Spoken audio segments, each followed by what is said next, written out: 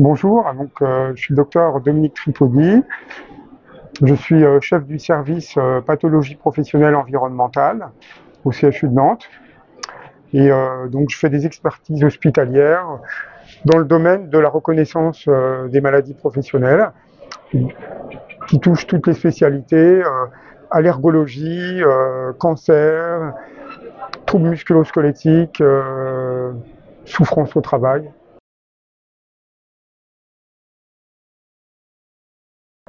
Alors, je suis entouré de praticiens attachés, donc spécialisés chacun dans un domaine particulier, par exemple la psychiatrie, docteur Sophie Grand-Rémy et docteur Jennifer Choulet.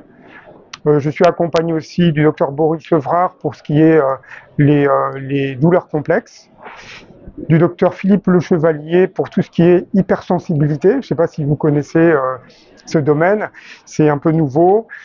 Ce sont des personnes qui deviennent intolérantes à l'environnement, par exemple aux odeurs chimiques. On les appelle chimico-sensibles ou multiple chemical sensibility, donc dans les pays anglo-saxons. Il y a aussi l'hypersensibilité au champ électromagnétique, qui n'est pas très connue et pas reconnue actuellement en France. Et donc on me demande une expertise sur ces sujets-là. Voilà, et donc là c'est le docteur Le Chevalier, donc comme je vous disais, qui travaille avec moi sur cette thématique. Et puis j'ai aussi comme collaboratrice le docteur Véronique Tassi, qui est médecin inspecteur du travail, et qui donc peut être sollicité dans le cadre de situations de harcèlement au travail, par sa casquette de médecin inspecteur.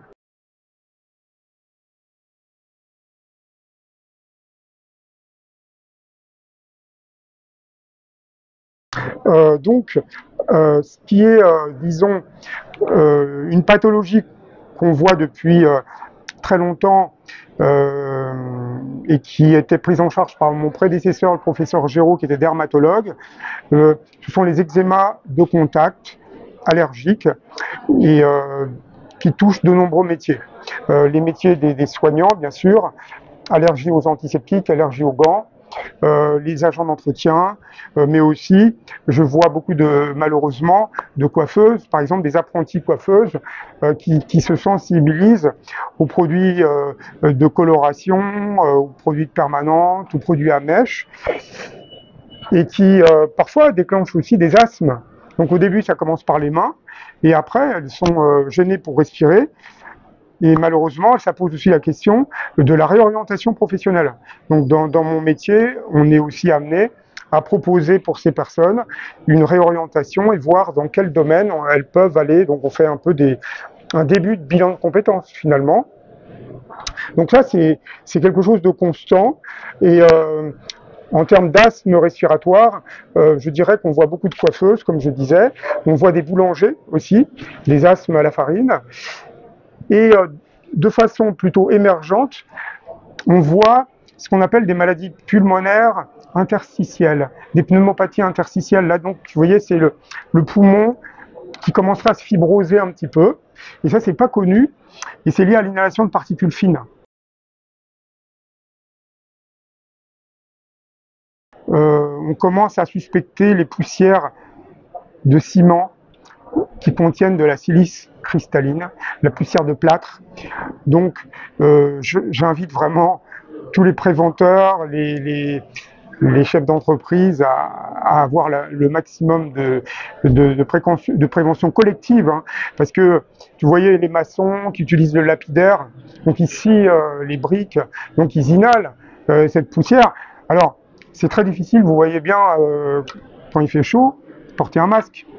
Donc ça pose aussi la question de la recherche sur la prévention. Mais donc voilà, des maladies émergentes sur le plan pulmonaire, les pneumopathies interstitielles.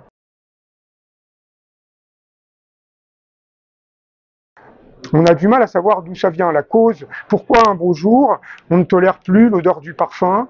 Donc là, c'est vraiment handicapant, faut le savoir, hein, parce que malheureusement, ces personnes ne peuvent plus travailler, parce que on est dans un monde aussi où on développe de plus en plus l'utilisation des déodorants, des parfums, et ce sont des personnes qui se retrouvent souvent en invalidité et qui font aussi des demandes de reconnaissance du statut de qualité de travailleur handicapé.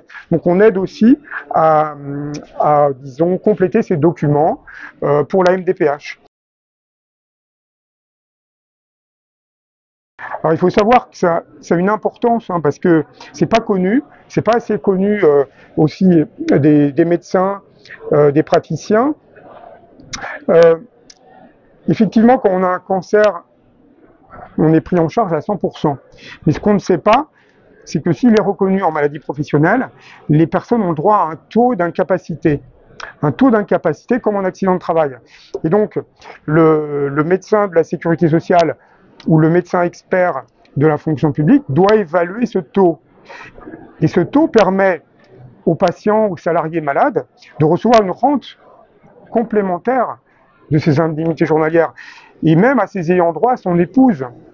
Donc, c'est un droit que malheureusement, souvent les salariés ne connaissent pas, et aussi les médecins traitants. Donc la reconnaissance en maladie professionnelle, même quand il n'y a pas de tableau de maladie professionnelle, eh bien, c'est une démarche importante à faire.